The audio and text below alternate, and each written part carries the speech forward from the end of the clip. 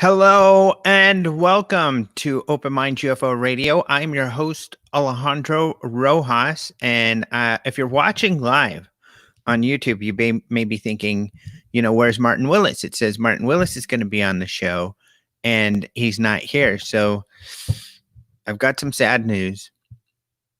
He's here. Hello. Sorry, I tricked him. But I don't think I tricked him very effectively because I couldn't help smiling. I should have looked sad, like I've got some sad news about Martin. I still can't do it. Yeah, you got to work. You got to work on that a little bit. That's all. Yeah, it's kind of like Seinfeld. Did you notice Seinfeld always had a smirk on his face? Yeah, throughout the whole time on the show. Yeah, and I think it's just because he couldn't pull off. He's always on the verge of laughing or something. Yeah. I still watch those shows. By the way, some people have asked me to do the middle name thing again. So I used to do Martin something or rather Willis, but how about this?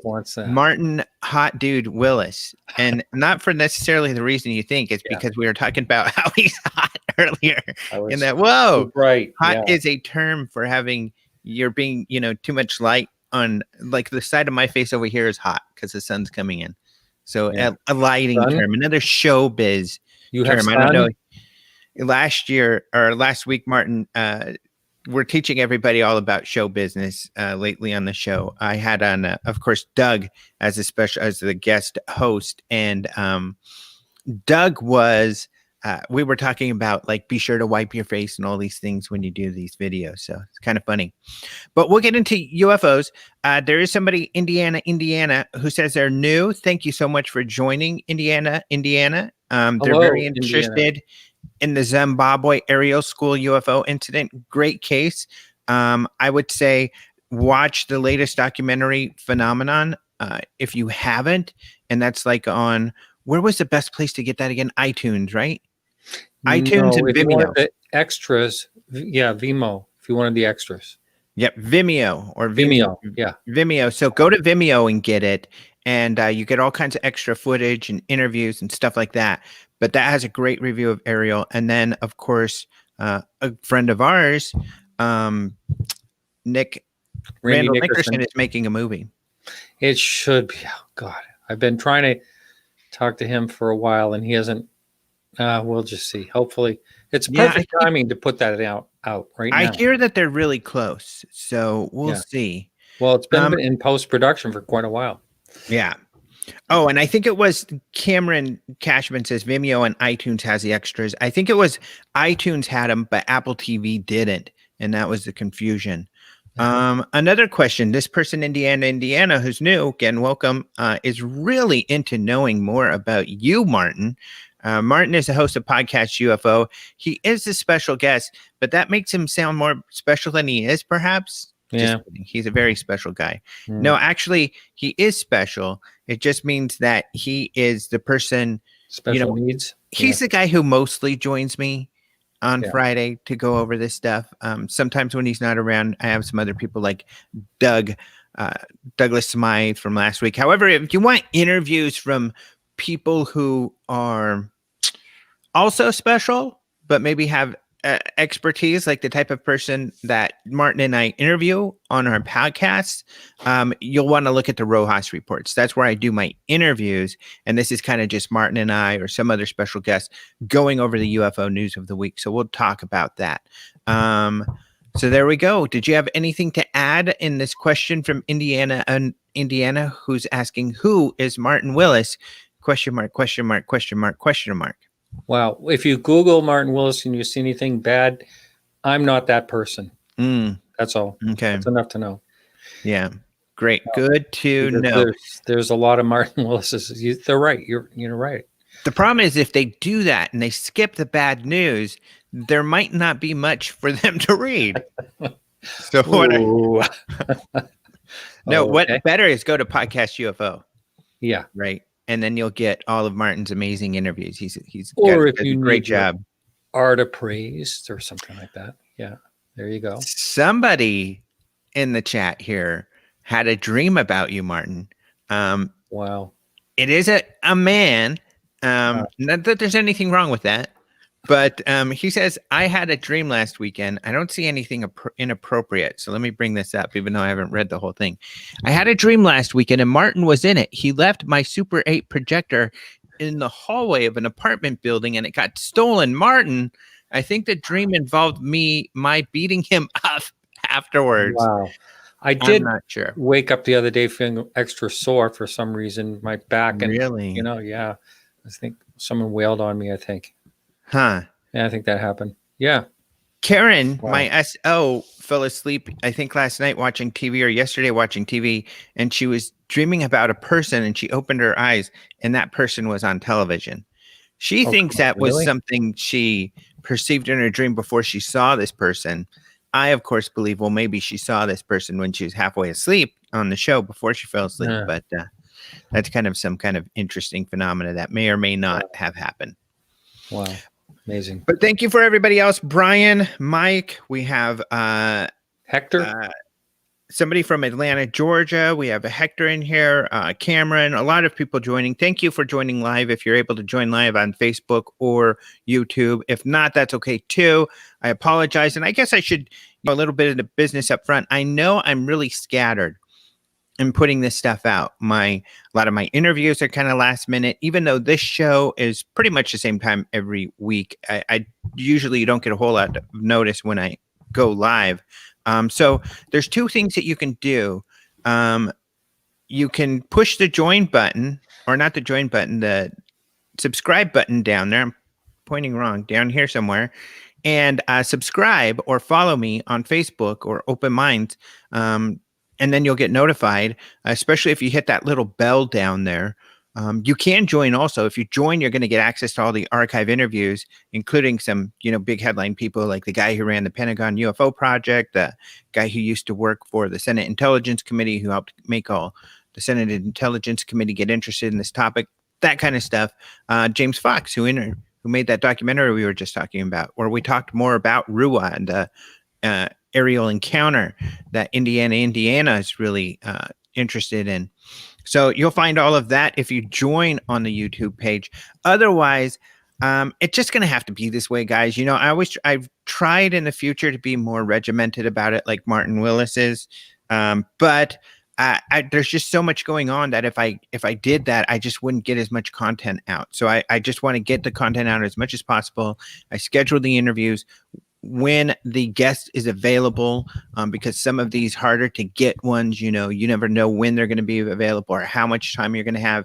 Sometimes I'm getting these interviews through network television or something, and they're like, hey, I'll give you 20 minutes at this time. And so I've just got to run with it. And I'd rather do them live. I'd like to do them live where you guys can join and ask questions and everything, which has been a lot of fun.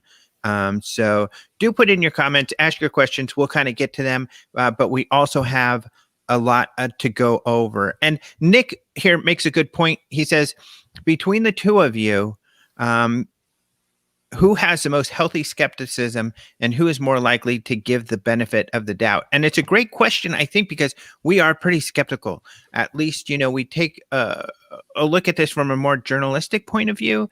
And I think Martin and I, we both have a disposition in that we greatly respect the people we interview with, but we're not afraid to disagree with them or at least challenge them to prove what they're saying. Although I might be better at that than Martin is. I don't know. What do you think? Or do you think you get pretty tough with them sometimes? Well, I did tell someone that I had to hang up on them during the show. I haven't done that.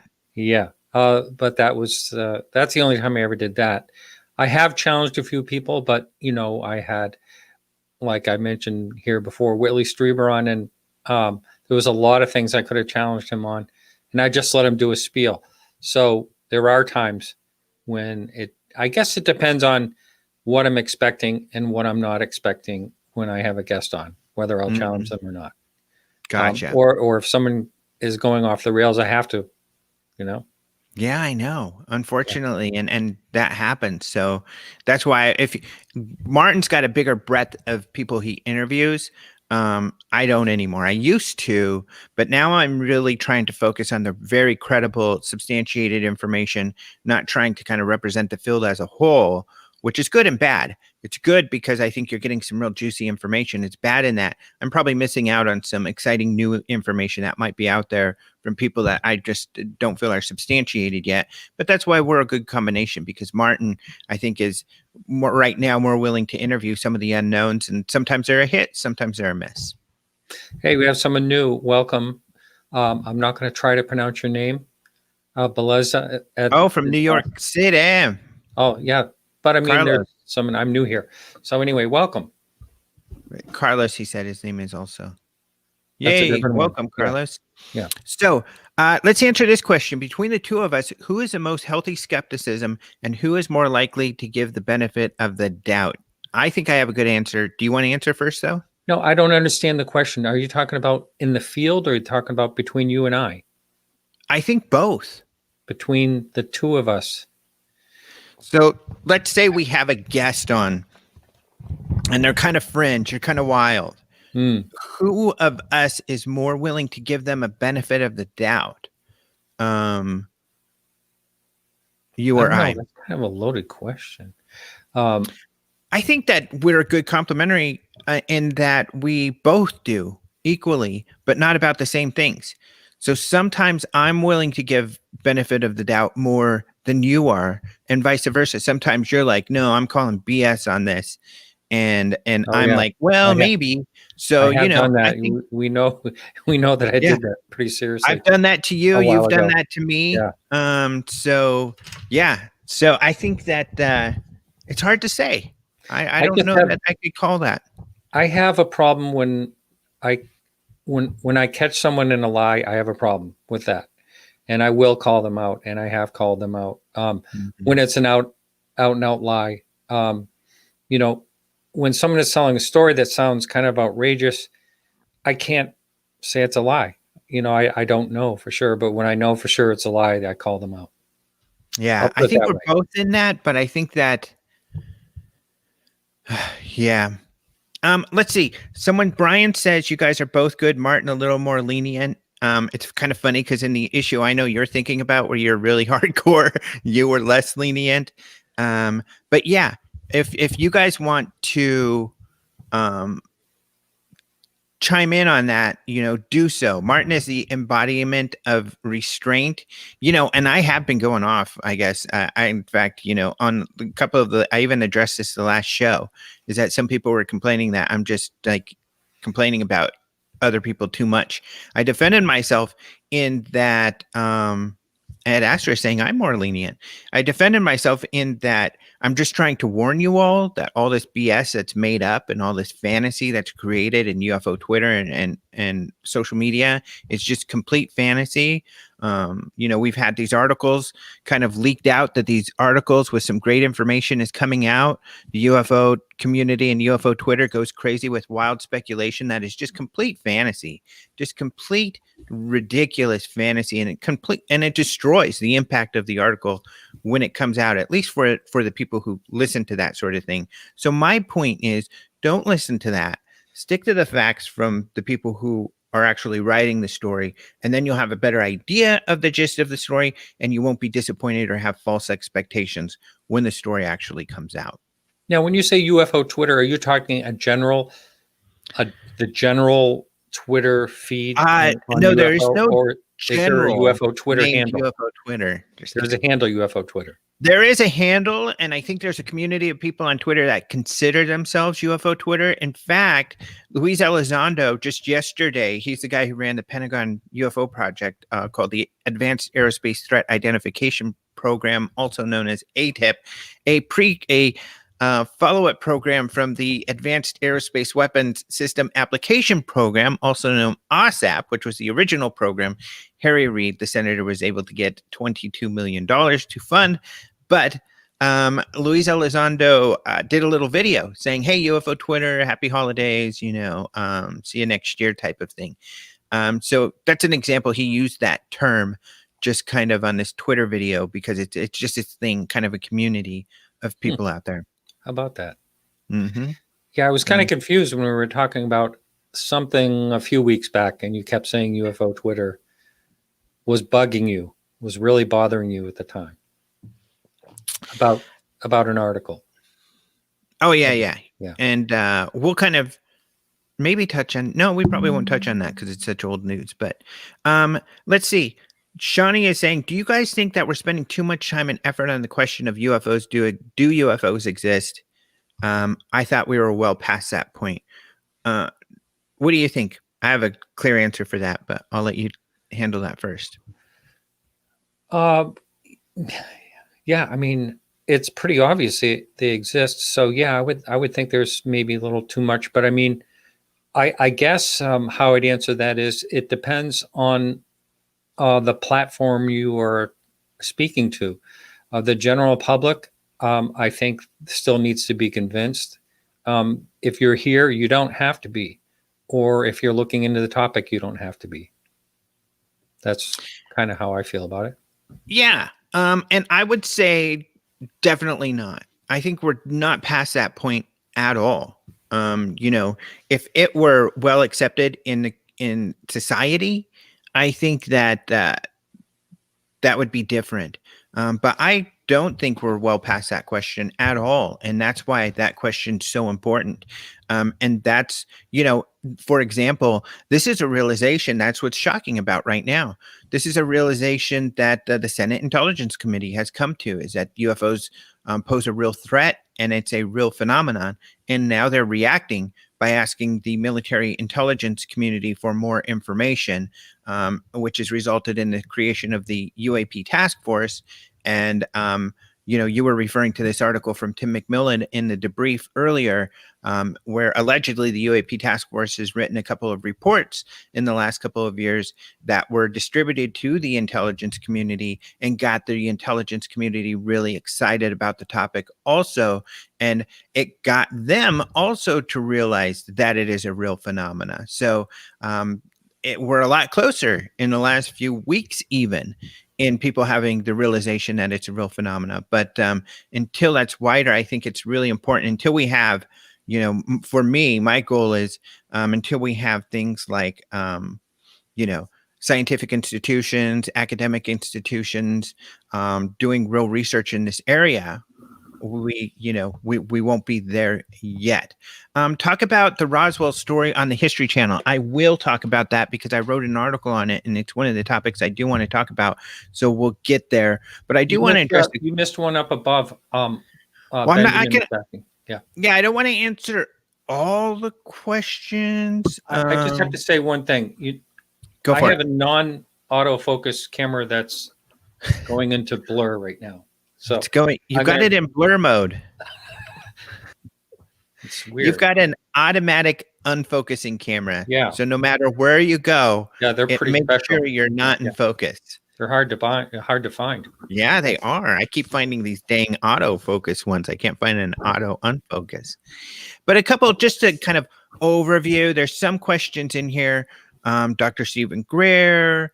Someone asking about what about these hacks? Does it have anything to do with UFOs? Someone saying, is there going to be a fake rapture? All of those are the type of things we don't really talk about that much because they're just there's absolutely no evidence for any of those things. Although Dr. Stephen Greer does exist, there is evidence of that. But the things that he purports, the wild conspiracy theories, there's just zero evidence. It's just wild conspiracy theory. And we've had that for years. That's going to get you nowhere except for laughed at. But, we're working on the actual credible substantiated information that is out there. So Luis Elizondo refused to answer that question. I don't know. I've interviewed Luis Elizondo quite a lot. Let's see. And okay, so that's enough. I don't see any other questions. Feel free though, Martin, if you see a question in there you want to address, I don't. Well, there is one. The one I did want to address, is just one that a lot of people ask when they're new in this, and basically, if you, I can't find it right now because there's a lot of posts. But if UFOs do exist, what do you think they are? Extraterrestrial, etc. What is your opinion? And I think that's a question that's asked quite a bit. But I mean, what do you answer that then? I don't know. Yeah, I I really would don't know. agree. Yeah, Unidentified. It could be. I think in many cases it's misidentified stuff that's ours. In many cases it's misidentified cosmic phenomena. Astronomical, uh, you know, meteorites, that sort of thing, satellites, that sort of thing. Could it be people from elsewhere, civilizations from other countries? I don't know. Something from other dimensions, something from the future. I think a lot of people make great arguments for all of those things. But in science, especially in space science, the answers are often something we completely never even considered or thought of. yeah. I mean, The on the shock regular relay basis, if you thing. look at Yeah, space news, they're yeah, like, "Holy cow, we didn't know this was out there. We didn't know about this." yeah, So, you yeah. know, there's a lot of questions out there. That's true. Yeah, we're not. Yeah, We may not be asking the right questions. yeah. You know. There you go. Someone says, so if you're new, you don't deserve to be answered. I'm not sure why someone would say that. Sometimes people say that, and I don't understand why they say that. I'm just kind of letting you know what we cover here. And if it's really fringy conspiratorial stuff that has no backing, um, sure, we're not going to speak to it. So that may not be your cup of tea.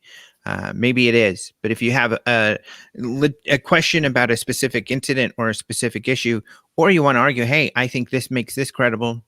Hey, let us know. We'll talk about that. I there's We like really we like new if you people.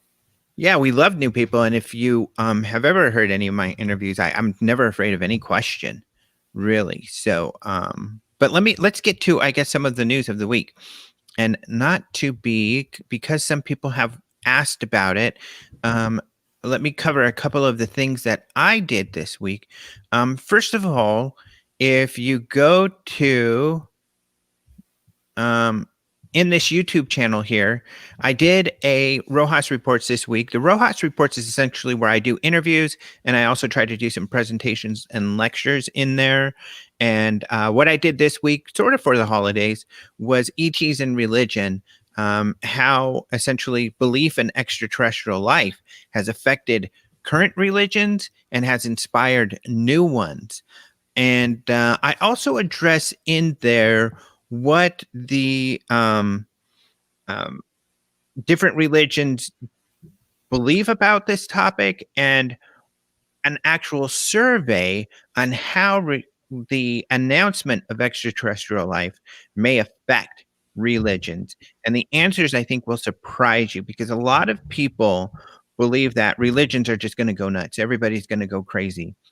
Not necessarily. That's not what the numbers show out. And if you ask everybody, are you going to go crazy? Or are you going to doubt your religious beliefs if you find out? And of course, most of you in here are like, well, I already believe there's probably extraterrestrial life out there. It hasn't affected me. So, no, I don't think there's a problem. So, and that's your answer. I think a lot of people do feel that way. So, Yeah, I think that's overhyped that would happen. Because a lot of times you hear people will argue, well, there'll never be disclosure because the government's too afraid that it's going to destroy, society and religions and all that. And I don't think that's the case at all. And I think that, we're geared to, I mean, if it came out tomorrow that, we have neighbors and we're not alone, I don't think it's going to change much. mhm. And I think it'll just be part of who we are and we'll adjust to it. Yeah, someone in here makes a point that about the War of the Worlds radio, and a lot of people use that War of the Worlds radio broadcast to say, people would go crazy, but they're making the point that only happened on a small scale. The other issue was the War of the Worlds was about an An invasion attack. in progress, people Yeah. dying and being shot by lasers and essentially the world being taken over. So of course people are going to have a much different reaction and to that than let's say, oh, we found a microbe or we found a radio signal or we found an ancient, piece of evidence of something made from extraterrestrials, or let's say some of these materials that scientists like Jacques Vallée or Gary Nolan or the ATIP people have, and they say, look, we found something that's constructed from elsewhere. We don't, that's I don't think that's going to really make people jump off the roof. Of course, I only have a 1-story house. I'd probably just break my leg, but I don't think. Another thing is too, with everything that's going on in the sky, over and over, there hasn't been threats. Whatever it is, there's not, there's no threat or a consequence to what we're seeing, as far as I know, as far as we know. So what I'm getting at is, I don't think that if we are being visited, if that is extraterrestrial, a part of it, or a very small segment, or just one that we're being visited by, we're not being harmed. So I don't think that's going to be a big scare. Hopefully. Yeah, hopefully, as far as we know. Mm-hmm. Of course, if we find out, oh yeah, we the abduction thing is real, and people are being taken against their will, that's completely different. People would probably freak out. And missing people. But again, even though they freak out, it doesn't necessarily mean that's going to affect their religious beliefs. In fact, probably the opposite. They'll be flocking to the churches to pray and hope that they can, keep bad stuff from happening. But anyway, I think that, the impetus for the creation of that lecture was that I read this book from a guy who was a religious publicist or publisher. He published Christian books, and I interviewed a great guy, and I read his book, which was really interesting. And the gist of the book was that he didn't believe in ghosts. His mom said that the house that he grew up in was haunted. The whole family used to make fun of her. His parents pass away. He moves into the family house, and weird stuff starts happening. And he thinks, "Oh my gosh, ghosts are real, but am I supposed to believe in ghosts as a good Christian? Is that okay?" So the book was his exploration to discover that, yeah, it is okay, that their religion is very much into ghosts and the possibility and existence of ghosts. He talked to different theosophical scholars and priests and stuff like that. So it was really interesting. That is interesting. And I think people have the same kind of idea with UFO, with the belief in aliens. They're like, am I supposed to believe in aliens? I'm a Christian. Is that okay? I heard it's not. And so I reviewed this so people can feel comfortable that it is okay. Because actually, the only religion I ran across that didn't necessarily believe it were, the evangelicals. They they think it's more of an angel or demon type of thing.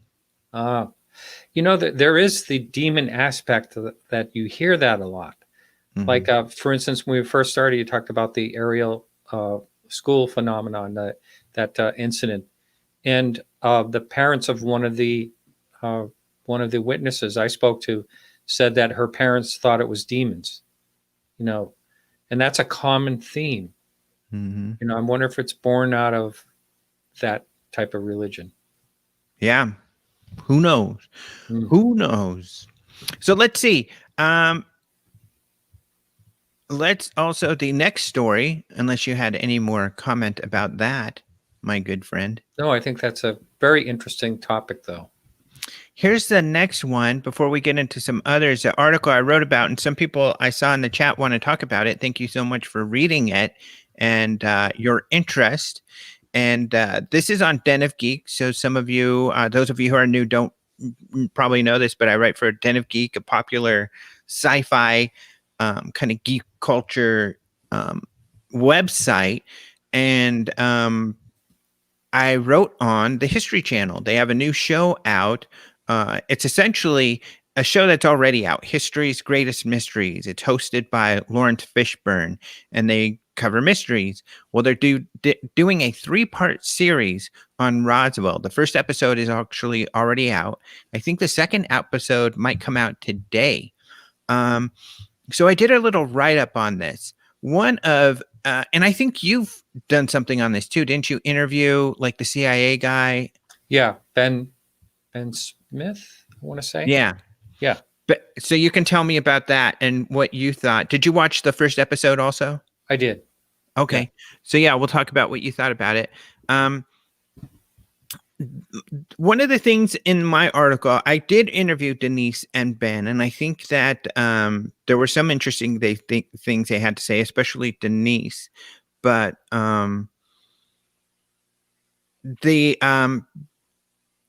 the show itself and the promotions really talk about this diary. They make a big deal out of this diary, and allegedly this was a diary. And there's a little bit of information that's kind of a little. So they kind of make it sound as though this diary is a new discovery. But Denise told me, and it's in my article, they've had this throughout their. They didn't recently find it. They've had it for a very long time. They just never thought much about it. And unfortunately, I'm going to be honest. I'm always honest with you guys. This is probably how this happened, because I've done Roswell shows. Even recently, I was a consulting producer on a show. And I'm sure the producers were like, do you have anything new? And they're probably like, look, dude, it's been 70 years. What new can we have? You know? And give us something new. Show us what you got. And they probably showed him the notebook, and they said, well, we have this notebook full of jokes and rhymes, or, jokes and music lyrics and quotes. Lots of people have notebooks like that where they run across something they like and they write it down. And somehow they made that mysterious. And it's really disappointing that they focus on this diary so much, because there is absolutely zero mysterious that they present about it. And I have no hope that they'll find anything mysterious. I think that would be ridiculous, in that it's notes, on jokes and lyrics. I mean, what's so weird about that? Some kind of secret code? That is kind of silly to me, because if Jesse Marcel, and I don't know if I said this in the first place, I apologize. Jesse Marcel, it's supposedly his notebook. He was the intelligence officer first on the scene to find the materials of the alleged Roswell craft.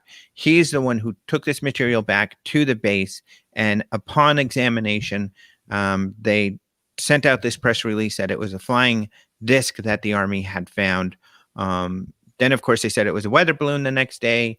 Years later, in the late 70s, Jesse Marcel came out, started talking to, doing interviews, first with Stanton Friedman, saying, no, that wasn't a weather balloon we found. I think that was much more odd. I think it could have been a flying saucer, and started this whole thing. And he spoke for years before he passed away about everything he knew or thought about the topic.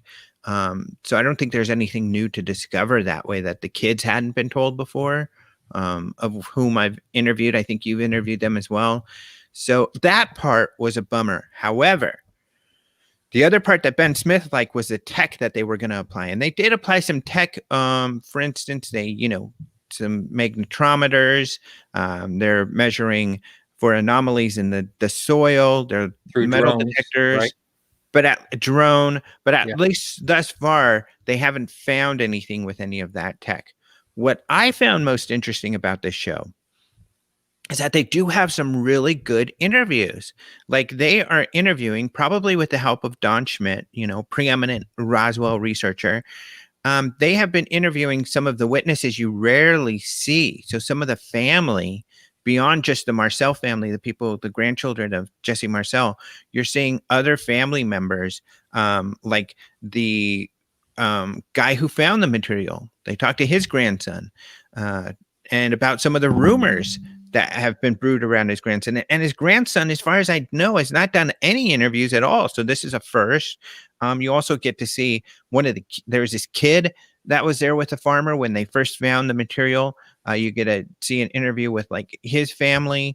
So I think they had some interesting locals that they talked to. I found that to be the most interesting part of the show. Yeah, and it's actually well done. Don't you think? It's very good quality. It's a very good quality, the way they filmed it. And yeah, I agree with that. I have not watched the second episode. Or has the second episode you're saying coming out tonight, or is it the third one? I think the second's today, I thought. Oh, that could be. Yeah, I haven't seen the second or the third, and because I don't think the second's out. Well, of course, we got screeners. I got a screener, so I was able to watch it before it came out. But the journal. I mean, when you set something up like that, it's just setting up for disappointment. I mean, it went to a forensic investigator that researches documents to, see if it's authentic, that it's his. That would really matter for the content. It doesn't. I mean, and because it's only so many pages, so anyone can go through all the pages and see if there's anything that's really interesting in there. And I don't think anything's going to be written in code. Why would it be? Right. Yeah. I totally agree with that. And then as far as your opinions, what else, as far as your interviews and stuff, how did that go? And what do you think of the show overall? Well, I kind of just said it there. I thought the show was very good, was a very good quality. And what you pointed out does, it did catch that Brazel's, was it his grandson? Is that who it was? Mm-hmm. Yeah. So that part is really good. But, I'm wondering in the 6 hours total, what are they going to find? That's new. That's what you always think of when you think of Roswell. Is there anything new? And if they're relying just on that journal, then they're going to come up shorthanded by the end of, Yeah. There's one other thing that I asked Ben Smith about the official Roswell reports, which I think are actually a lot more revelatory than most people do. There is some really good arguments in there. And this is my problem with Roswell research, is they kind of say, oh, those reports were stupid, and they kind of sweep the mogul explanation under the rug. However, they don't address the very important issues they do need to address. For example, those were very large balloons. Mogul wasn't using, and the mogul balloon, I should explain this, I guess, was a balloon that was used, and it had this radio device on it. They would float it up, and it could listen for nuclear testing from the Russians. But this was a top secret project. It was out of the New York University of New York. And there were students working on this, and they were working on the balloon. They didn't know what the project was completely for, though. Only the project head knew that. The claim is that the Air Force is saying that's what Roger Ramey, and that's what the cover-up was, is to cover up this project. And I think there's strong evidence for that, that we would need to address, really, to say otherwise. The other issue is, what about these materials? The original descriptions that Jesse Marcel gave were very similar to the mogul balloon, and it was not a normal weather balloon. It was actually, you remember, Martin, there's a scientist who talks about this too. It was actually a polymer, it was a unique material, because they were trying different materials to see what could last longer in the sky, including the first mylar, stuff like this, precursors to nitinol, which is a material you can crumple up and will correct itself. So many scientists argue that, that material could have had the properties that are described. I think some of these things have to be addressed.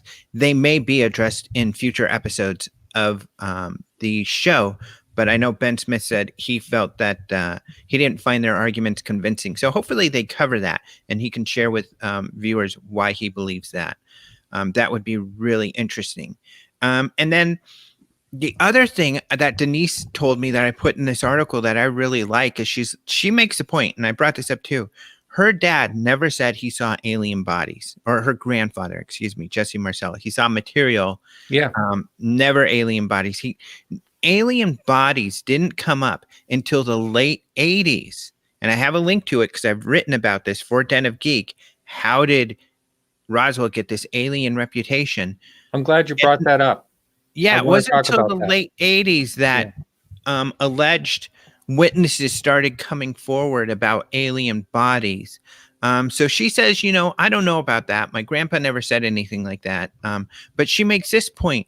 It doesn't need to have bodies to be aliens. For example, it could be something ancient that was floating up there in space for a long period of time, just like our Voyager spacecraft is out there flying, all the way outside of the solar system, and maybe it will crash land. And that'd be interesting if it crash lands on a, occupied planet with another civilization out there. But she made a really good point. I thought that was a great point. That is totally possible that it was just kind of this old piece of equipment floating out in space that landed here. That's a possibility. Well, here's the other strange part of Roswell. I'd like to hear your opinion on that, because sometimes you hear the story that, oh yes, about 30 or 60 miles away, whatever it is, there was another like Volkswagen sized, probably the cockpit of the original craft that crashed, and that's where the bodies were. I mean, that's kind of the story you hear. What about this second crash story when it comes to Roswell? See, here's part of the issues, and I was looking right here. Kevin Randall, who's on the show, and you can see he's got health issues. Unfortunately, hasn't been doing a lot of interviews lately, but he is a really great Roswell researcher. I would say read a couple other books and then read this one. But he wrote a book, Roswell for the 21st Century. And it's really important because he goes over how the credibility of many of these alleged alien witnesses has really been undermined because they've been caught in lies. Many of them have. So this story of a second location, there are a couple people that this generates from, both who have essentially been debunked already, caught in lies. So I don't know. I don't feel very strongly for that. I know Stanton Friedman, I think, felt like that was the case. Yeah. But like, again, that it's extremely shaky. It's really dubious, and I don't see any strong evidence for that personally. And then you heard about the story of the geologists, college. Yeah, who was totally debunked also. Really? Yeah, all of those stories are just, and first of all, they came after Roswell was huge. So it appears as though, a bunch of people are just trying to get in on the fame and trying to make up stories. The other problem is, and a lot of that is contingent on this idea that the object hit the ground and skipped. And what you're seeing at the original Roswell location is just where it hit the ground and skipped.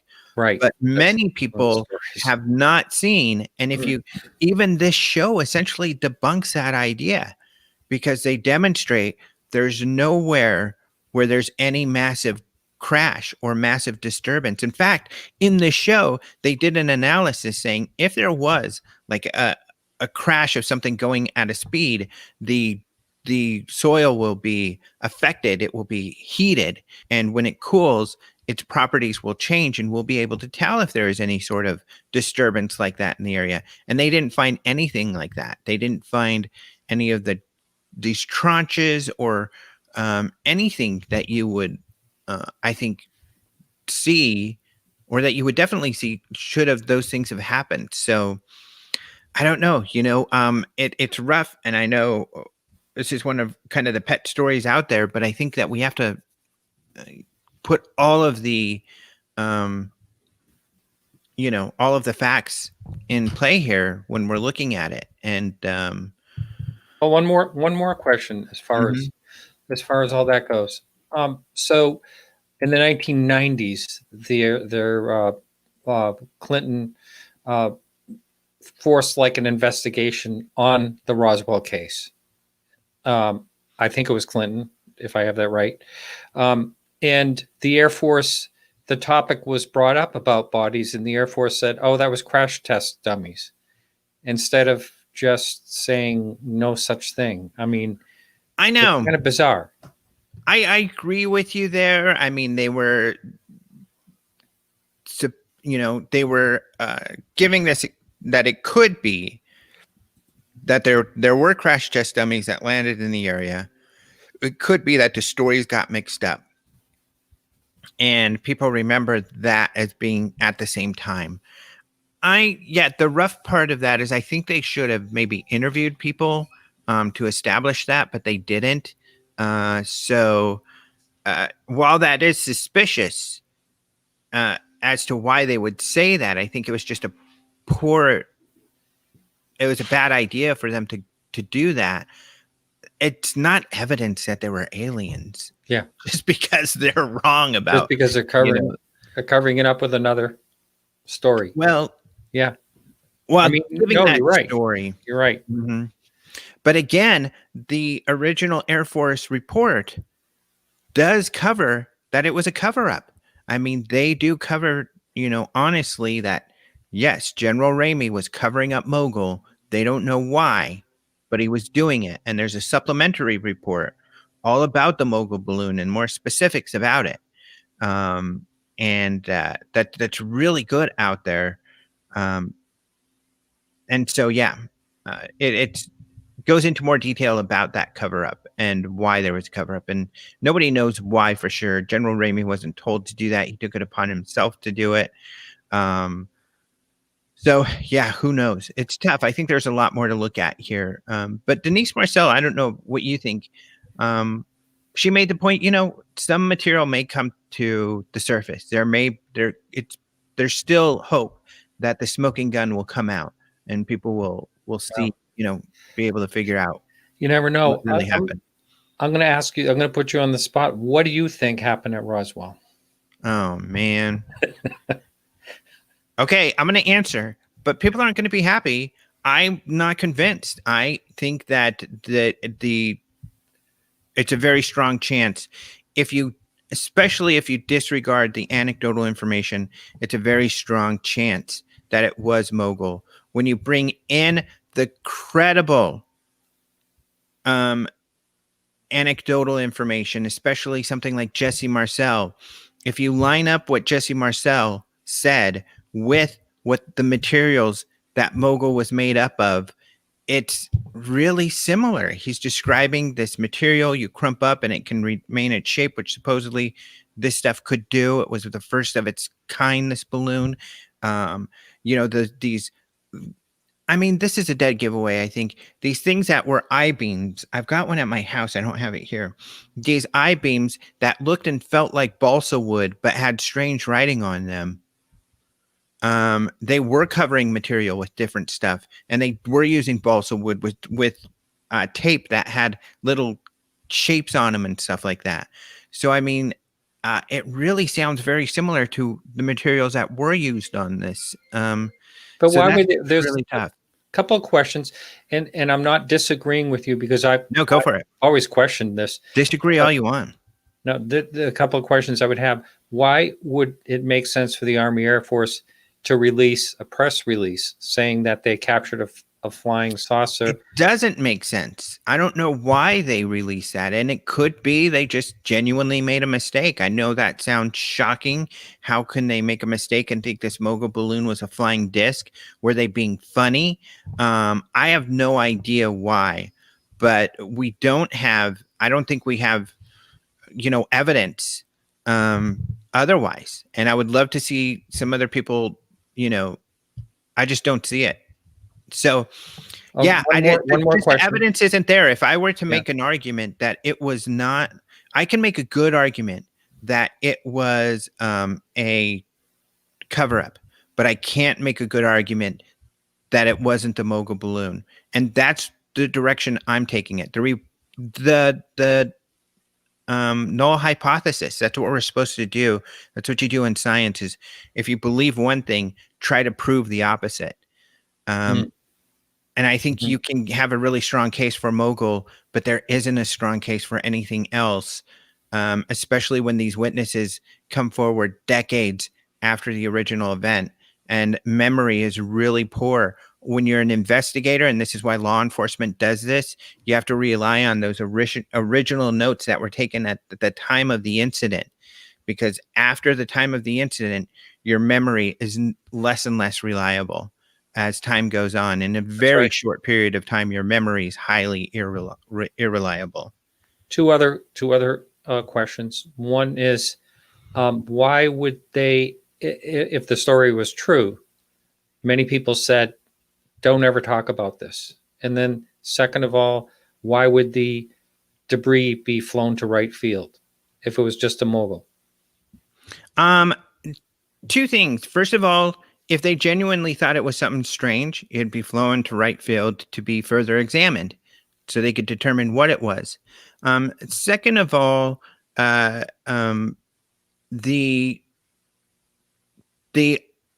it's anecdotal. It's information that came decades later that these people were allegedly threatened about this.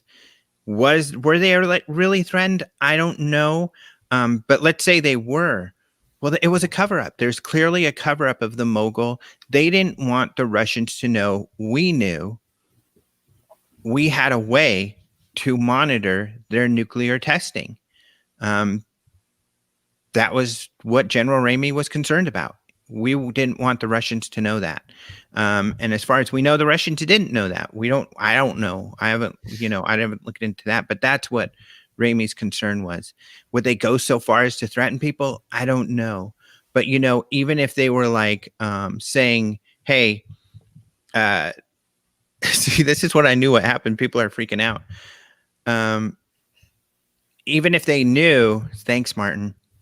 Now you're going to get me lots of down arrows down them. Well, no. I think this is an interesting topic, and the thing that I stumble on, the biggest thing I stumble on was the flying saucer report. If they were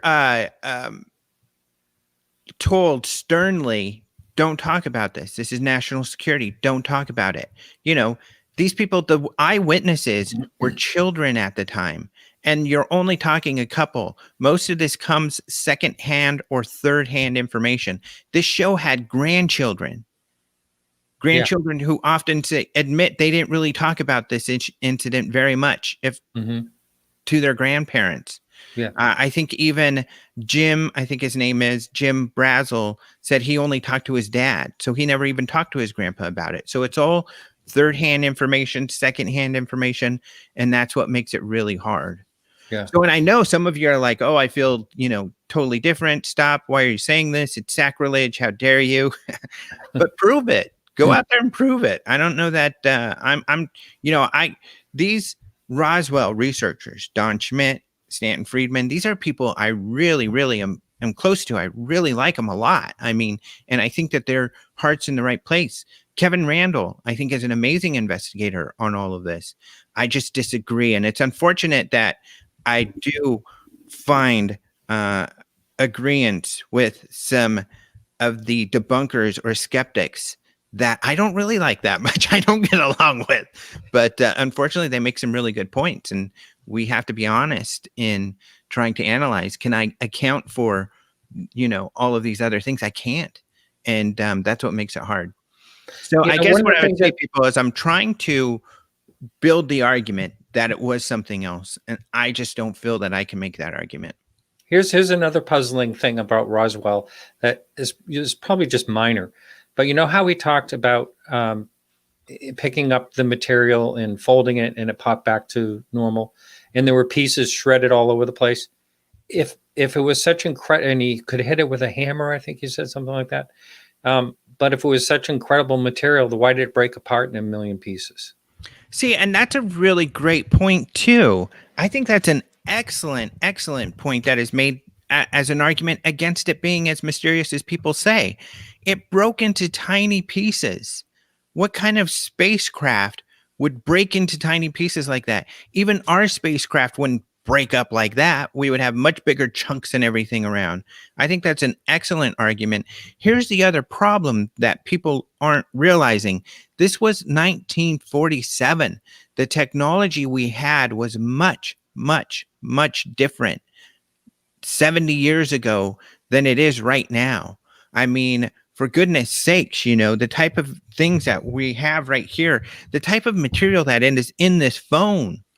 If they had found this, they would believe it was alien. I mean, my Luke Skywalker, I think, the UFO behind you floating. Laser pointer. Yeah, UFO lamp. Thing. Yeah. Anti-gravity right there. I mean, yeah. So, I mean, guys, we got to remember the time, 1947. These sort of things would not have been as prevalent and well known. Someone says, how those things that they found would not have been mysterious back then. True, or potentially, and I would argue no, because I mean, again, this is 1947. The other thing is that um oh man, I lost my train of that if you're weighing it up, if you're doing Occam's razor, is this an extraterrestrial spacecraft, something that we haven't been able to prove it even in the 70 years is out there, or is it a human mistake of some sort of when they were observing literally technology that had never been used on this planet before? That mogul balloon was the first of its type ever used. That material was the first of its type. It was an experimental thing. If you weigh those two, yeah. Sorry, guys. Yeah. Prove it to me. Change my mind. I would love to have my mind change, because I would like to prove otherwise, but we cannot prove otherwise. I think this has been interesting talking about it, but we're running out of time. I know that, and we wanted to talk about Brennan's statement. Yeah. So that is really interesting, and that's great, and that's the type of thing that's going on right now. Is that now we have the former CIA director, John Brennan, worked for Obama for 4 years, and he's coming out and saying that he finds all of this information about UAP compelling, and he agrees that we should continue to investigate the topic, and that's pretty cool. It is. Wow, we covered that quickly. Yeah, so I don't know. The other, there's an article that came out, was that just today, that was really interesting, that said, that government officials more and more are talking about UFOs. Yeah. And yeah, senior government officials keep saying that UFOs and aliens are real. And this was in New York Magazine, via Intelligencer, I guess. And they talk about a couple things. They talk about Harry Reid, of course, talking about this, but they also talk about this Israeli security, senior security guy who came out. Yeah, talking about all this weird stuff. And I mean, guys, again, it was just off the wall, really weird, stuff. Like, unfortunately, someone in here talking about how he's talked to Pleiadians or something. So many people allegedly talk to aliens. None of it's proven. A lot of the things he referenced are debunked, mythology. He wouldn't be the first government official to fall prey to the internet's conspiracy fantasy junk about UFOs and aliens on the internet. In fact, and I was there when, when Hellyer, the former secretary for Canada, got into this stuff. I knew you were going to say that. He read Corso's book, Colonel Corso, who said that he was involved with Roswell and farmed out materials. He said an American general who was a friend of his said there's something to that book that made him start to look into UFOs. I've interviewed him. You have an interview here. It might not be on YouTube here, but I'll put it in the show notes. So later on below here, I'll put notes on what we talked about. He said he never ran across anything UFO related while he was working in his job. It was only when he read this book and his general friend told him this, then he became really good friends with people in the UFO community who are not the type of people who are covering credible information. They're the typical, speculative, fringe, dubious. It was typical UFO mythology trope that he really got into and then started repeating all of that stuff. Unfortunately. So, yeah, unfortunately, that happens. There's another guy, the guy with Skunk Works came out, same thing, showing these alien photos, and everybody's like, oh my gosh, those aliens photos turned out to be dolls from Walmart. and he was fooled by these pictures.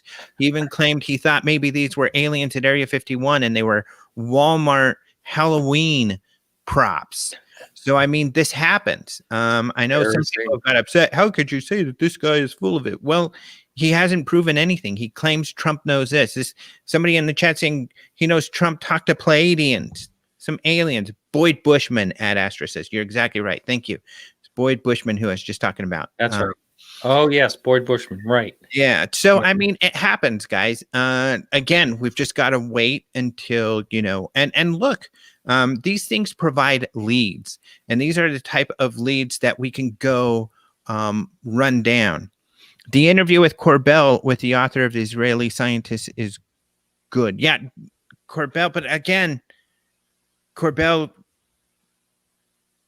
pushes Lazar. He wrote a documentary about Lazar, and Lazar is another type of character who cannot substantiate anything that he said. And yeah, we can argue that too. People get mad. Boy, I tell you what, if we don't get hate mail from this show, we will. You kidding? So I guess the point is this. The point is, do not write off the work Boyd Bushman did at Lockheed Martin at Astra. Says you're exactly right. Do not write off the work that Paul Hellyer did as a defense secretary. Do not write off the work that Colonel Corso did when he was a colonel in the Army. The things he did in World War II. All of that's really important. He worked for the Wright-Patterson Reverse Engineering Foreign Technology Division. So these are the sort of things that they did in an official capacity where we can clearly see what they've done.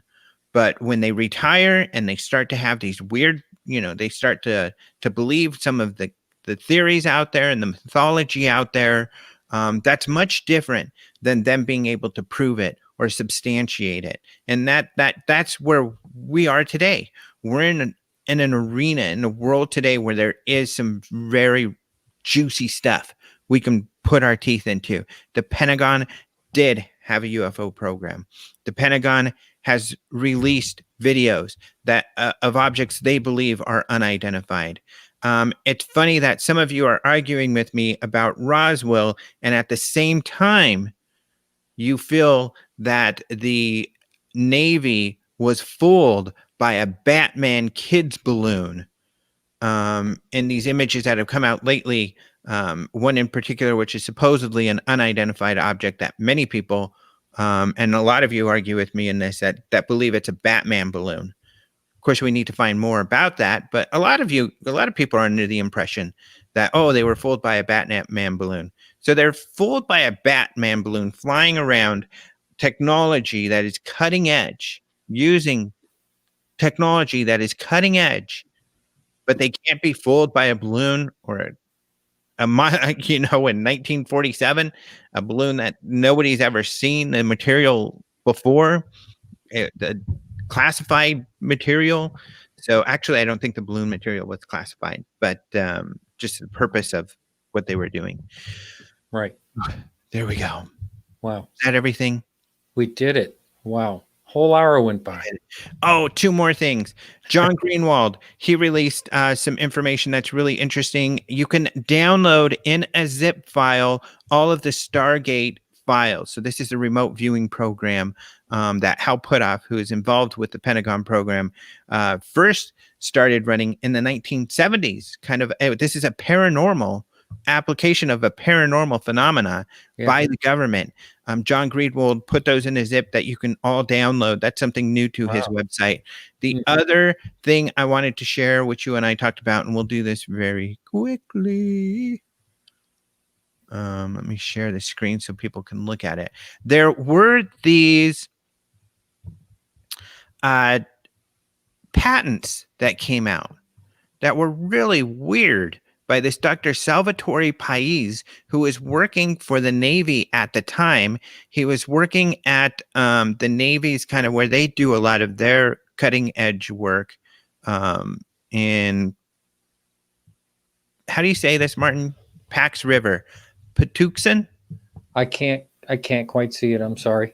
Patuxent, Maryland, but this is at the Naval Air Warfare Center. The thing is that, this website, The Drive, Tyler writes for it. You mostly hear his name, but there's someone fairly new, Brett Tingley, who works with Tyler, who is writing articles about all of this now. So they did the more research into this. They had talked to some scientists who said that the science in here is just goofy. There's no way. It's too theoretical. So they've been examining, well, why did they get a patent then? Apparently, the patent office said, these are too theoretical. You haven't even tested or anything, denied them. But the Navy came in, a Navy lawyer came in and said, yeah, these are legit. And so they were allowed to be patented. So this is what they're trying to figure out is why did they get a patent if these are so weird? And so they were able to get a few more questions answered, but not a lot. They were able to get more background of how these came about, the work that was done. And essentially, one of the things they discovered is a reference to potentially there was a demo of some sort, but we don't know what the demo was. Because there's a lot of technologies referenced in here. One of the technologies referenced, kind of at the heart of all of this, is what's called high temperature. What is that? It's very cold. You have to get a superconductor, a high temperature superconductor. Because for a superconductor to work, it's got to be extremely low temperature. So a high temperature one is one that is closer to, room temperature. So it's easier to use, and we can actually make it feasible. We don't have to spend a bunch of energy to use it. And what that does is it increases the efficiency of like the flow of energy through things. And so that isn't a theoretical thing in here. Maybe they tested that. We don't know. But it's a very interesting article. It's a very interesting topic. Why the heck are these files out there? Or, what was going on behind these? A lot of people argue that if these are real, this would answer what those objects are that the Navy's seeing. However, the Navy has said they're not ours. That's how it kind of fits into all of this. Really, really interesting. Yeah, plasma compression diffusion device. And none of this is old news. Somebody's saying this is old news. No, it's not. It's brand new news. Now, the fact that these patents were out there is old news. We've known that. Yeah, like 2 years ago. We heard about that. Yeah. Ongoing investigation, and these are their latest findings. And there's talk about email correspondence. Yeah. Yep. So you do see. There was some Navy involvement. There was definitely people taking these seriously, and that's what's mysterious to the war zone here is why did they take it seriously? If most scientists are saying it's bunk. So who knows? So there you go. There's everything, guys. Thank you so much. It's in a way. It's a little bit scary disagreeing with everybody because I hope that, all I'm trying to do is build the best case so we can prove it. This is why Roswell has not been proven. We don't have any of the smoking guns. I'm looking for that just like the rest of you. It would be great to prove all of this stuff, but we just got to keep finding and keep researching to figure it all out. So I hope it doesn't make you disregard some of the other information in here. And, what I'm doing is just presenting the information. I'm not trying to so go look at these sources. I give you all the links and all the sources so you can go look at this stuff and determine it for yourself. So go take a look. But we always have to be careful. And I would argue we always have to try to prove that null hypothesis. And you'll see in my presentation from yesterday on ETs and religion, the scientist, Dr. Ted Peters, who's a science religious guy, well known and respected. That's what he sought. His null hypothesis was people are going to go, religious institutions are screwed and people's religious beliefs are going to be in jeopardy should we find out extraterrestrial civilizations exist. He sought to prove that, to see if whether or not that was true. He felt otherwise. He felt that that's probably not the choice. But what you do is you try to prove the opposite. And, that's where we are. That's how science works. That's why it's hard. And that's why it takes really rigorous work to get this done. Yeah. Oh, it was a fun show. I had a good time. Good. Thank you very much. You like it because you didn't jeopardize your show in the process. Yeah. That's true. Well, thank you all so much. I guess next week is Christmas. I'm going to be pretty busy. I'm sure all of you will. I'm not planning on doing any shows or anything next week during the holiday week. What about you, Martin? Are you going to still do a show? Yes, I have a first-time guest. He's never talked about UFOs. He's going to be on the show. His name is Jack Silva, and he has just some theories about UFO propulsion, things like that. It should be interesting. I looked at it as very interesting, and I'm going to give away some podcast UFO T-shirts to callers. Neato giveaway. That's this Tuesday, coming up this Tuesday. Where's the best way? Just go to podcastufo.com. Yep. That's all right.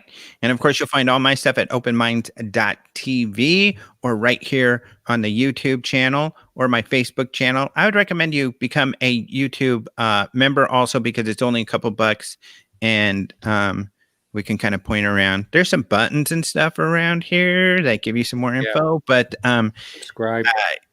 Subscribe because then you can get to all of those archived interviews that are great, including Tim McMillan. I interviewed him about his kind of breaking story from a couple weeks ago, and also MJ Banias, who is the editor of the debrief site that released all of that news. So great stuff. Thank you all so much. You're so awesome. Thank you so much for joining us. It's been great. And we will talk to you all later. I've neglected to say lately, thank you to Caleb Hanks for the open and close music of the podcast. You won't hear it if you're watching the YouTube, but you'll hear it on the podcast. And he is the brother of Micah Hanks, who also works on the debrief, writing some great stuff over there. And of course, thank you to Martin of Podcast UFO for joining us. And thank you all for listening or watching. Until next time, adios, Adios, muchachos.